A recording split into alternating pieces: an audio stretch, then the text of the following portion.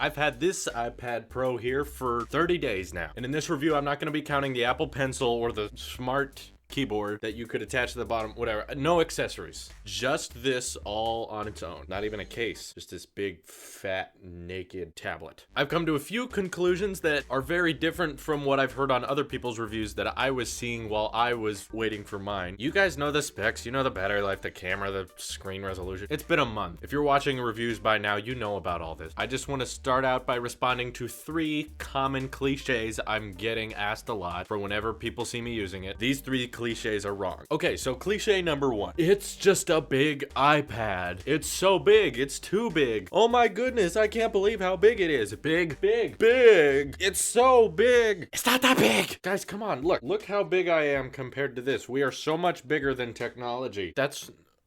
You know what else was big? The iPhone 6 Plus. When that first came out, everyone was flipping out about Apple's first phablet. Whoa, this is enormous. I'm not used to that. This thing, people didn't get used to it. At first, it was overwhelming, and you know what? Now it's one of the most popular selling iPhones ever. People got used to it so fast, and in a similar way, you get used to this size very fast. You don't even think about it. So when you first unbox it and you've never seen one before, yes, it's big. It's twice as big as the last iPad you had. You get a wow factor for that first couple of weeks, but let me tell you, it fades away pretty quickly. You really get used to it being your tablet, and I don't even notice that it's twice the size as my last iPad. That doesn't even register in my head. It's also very light. Every review I watched, everyone's saying it's kind of heavy and you might get tired of holding it. I have no clue what they're talking about. The weight is distributed over a big area. About the weight is the first generation iPad, which I admit is heavy, but guys, do you lift, bruh? Cause this thing is nothing. It's not even 2 pounds. I can tell you it's lighter than any MacBook, even the thinnest ones. This is nothing. Why do you guys say it's heavy? So you get used to that size, but the benefits of that extra screen space still apply. So you get split view multitasking. So it's like having 2 iPad Airs put together, and you also get a full-size keyboard, not a condensed micro one, literally a full-size keyboard and a tab key. Guys, an iPad has a tab key now. This opens so many doors. Don't know why the other ones didn't have a tab key, but they do now, and it's amazing. So yeah, if you're thinking it's too big or whatever, don't worry about the size. You really get a lot out of that real estate space. And within seconds, your old iPad will feel very, very small. And cliche number 2, it runs iOS, so it's just a big iPhone. Oh, you're saying the phone that revolutionized the industry? The phone that brought us the App Store, that changed the way software and programs run forever? The phone that's remained consistently popular over the past 9 years. Wow, 9 years. The phone with the highest customer satisfaction? The phone that started the post-PC world? Then heck yeah, that's awesome! Why do people say that like it's a bad thing? iOS is amazingly simple. You know, because when it's on a touchscreen and it's used to being on smaller screens, that the software writers had to ensure everything was easy and intuitive, but also elegant and pretty. Watch my web series on my channel about why iOS is better than OS X if you want to understand some of the reasons why iOS is so great. Apple knows that iOS is the future of operating system. Unlike Microsoft, who's just trying to say desktops, tablets, phones, they're all the same thing. They all are the same OS. And then you get this confusing piece of crap operating system. Sorry, I'll go into that later. Different video. I'm gonna stay on top of the iPad Pro for now. iOS is the future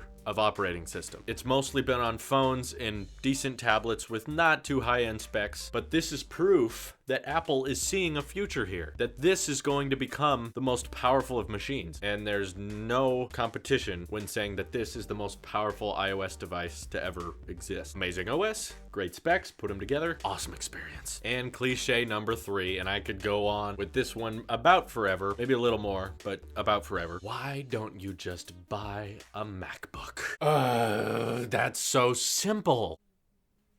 Price. This thing starts at $800, and if you want a MacBook that's good at video editing, yeah, you're gonna be paying in the $1,300-$1,500 range. If you want something that's actually very good at editing, you're gonna be paying in the $2,000 to $3,000 range. They're expensive. Okay, let me explain. When you're at an Apple store or a Best Buy, you don't see a bunch of kids lining up behind the MacBook. These things are not just creative tools, they're also entertainment devices. With a MacBook, you're likely on Safari, browsing the web, writing a document on Pages or Microsoft Word for some reason. So either typing or video editing, picture editing, it's all work and no play. And if you don't want to play, then fine. I don't care. I don't stop asking me these questions. But the fact is, this is a more well-rounded device. Like that, see?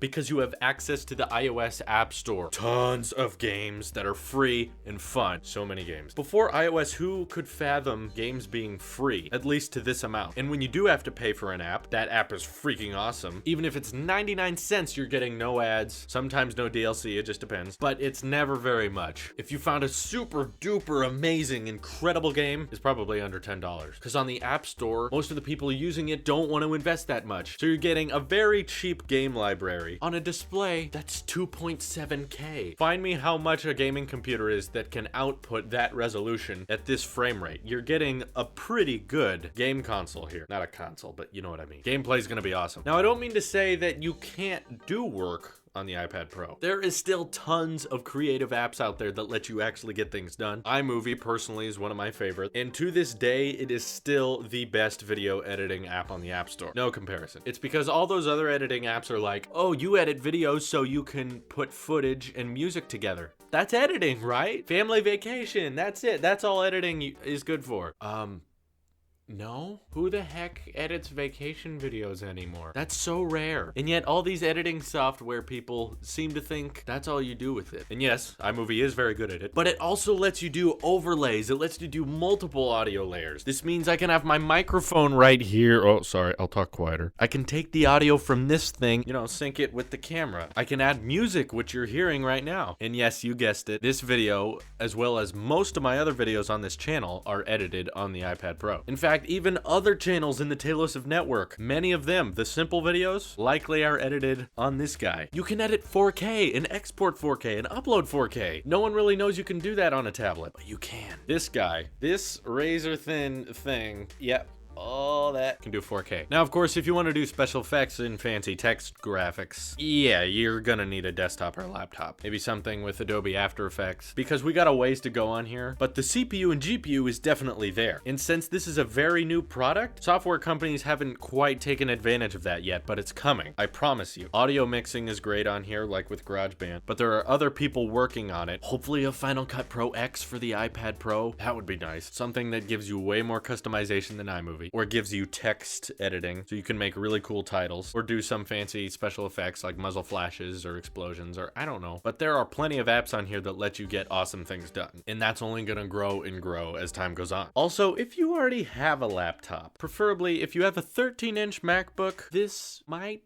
feel a little redundant. No, you know what? I don't care. You can buy whatever you want. I would happily use both a MacBook Pro and this thing constantly, so I could have the strengths of both, have them work together constantly, rule the universe, and not rule the universe, but who knows? Might happen. Hey, I could see the mic the whole time. Did that bother you? I'll put it back. That's probably why I sounded louder, huh? Anyway, having two Apple devices running two different operating systems, but having the same screen size, other people online who already had a decent running laptop felt that the iPad Pro was unnecessary and they preferred having an Air 2. So just a warning, maybe it's not right for you. If you have an already pretty good laptop, why get this, really? Because it's freaking awesome, that's why. Sorry.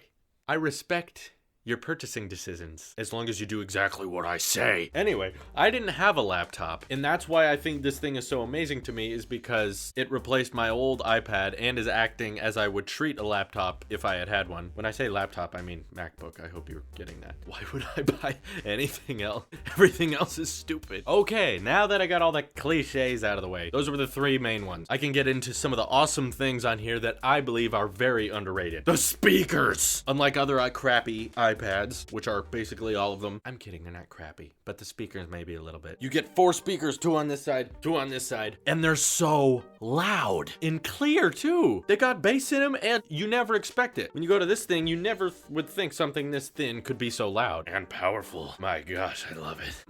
I'm okay. It's hard to communicate over this video how loud they are because, the speaker's mic doesn't really transfer. So all I can really say, go to a Best Buy, Apple Store, somewhere, find it, steal one if you want. No, I mean, don't steal. Stealing is bad. Don't Don't do it. Don't do it. Turn this thing all the way up and see how loud it is. I love it. And split view multitasking. Maybe it's not underrated, but it can never be overrated. How incredible this is to have 2 apps running at the same time. I know it's been done before, but honestly, it's never been done this right. See, on a desktop, you have to make sure the size of both are equal or whatever, or you have all this extra space on the sides. So in a desktop, you gotta size the windows of everything just right. And you can really only do it with like Safari or Finder, or if you're on Windows, you have Microsoft Edge and File Explorer. There's not a whole lot of ways you can snap things side to side. And I get on Windows 10, you can make sure it covers half the screen. But even then, you don't have a whole lot of apps that work so perfectly simultaneously as you do on here. This makes sure every single pixel gets used to the maximum capability of having 2 apps going together. So it's not just Safari in your files. You got photos, you got Apple News and Twitter going. That's awesome. And the other thing on here is it doesn't have to be directly down the middle. You can also be split view, but only have it fill up a quarter, which is super handy. You wouldn't realize it, but it is. You can have someone texting on the side. They're not filling up a whole screen. You can be Adobe sketching on one side or whatever. So it's still taking up most of the screen, but oh, that is so handy. More things need to do that.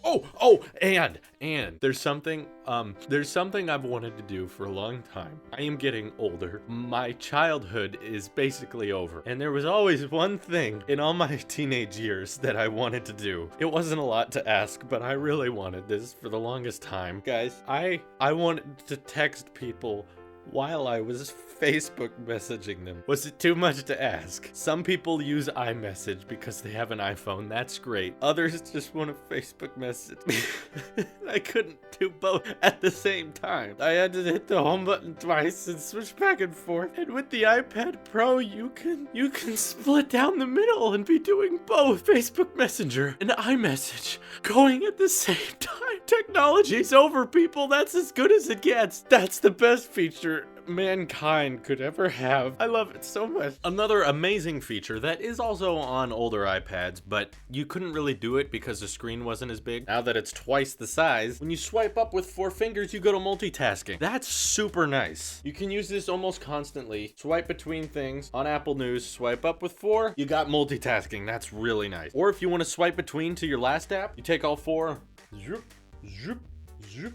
That's really handy. I almost never tap the home button twice anymore, which is what we used to have to do. In fact, screw the home button. You can also take all 5 fingers to get to the home screen. Say you're on Facebook, 5 fingers, home screen. Say you're texting, 5 fingers, home screen. Playing some tunes, 5 fingers, home screen. That's really helpful. And yes, you can do it on older iPads, but it was much harder because your hand would typically take up the space of the whole screen. You know, I really was stopping to use my iPad before I got this. I had an iPad Air, the first gen, and once I got my 6 Plus, the size difference wasn't that much. So this thing kind of gave me a purpose to have a tablet again. I do so much on here now. I edit, I text, I do all my schoolwork because the keyboard is nice, can go everywhere with it. So I actually wasn't using my iPad Air very much, and now I'm using my iPad Pro constantly, and I love it. I really do. And okay, I guess it wouldn't be a review if I didn't have something to complain about, because then I would sound completely biased, which I never sound biased, even though my outro is... This is your Apple sheep. Whatever. If I had to complain about one thing, I'd pick... Oh man, it's hard to pick. It's also great. Okay. Here's one. The battery life is good. I like the battery life, but it would have been great if we had a way of developing faster charging. It's a big battery. It's over 10,000 milliamps, and it takes quite a while to charge. In fact, sometimes when I'm using it and I'm plugged in, it'll just stay where it is and it won't go up at all. But that's so minor. Don't let that thing discourage you from getting it. That's such a minor thing. I have a portable charger to go with it, and that's very helpful. Everyone should get one of those. So that's one thing I had to complain about. It's an amazing tablet. It runs iOS, the best operating system ever. Yeah, if I'm wrong, comment, tell me why. Refried Friday coming soon. Everyone should try it out, and this is a giant leap forward for Apple, but more importantly for us as consumers. Wow, this was a long video. Thanks for sticking with it all the way through. All right, this is your Apple Sheep here, and I will see you in the next one.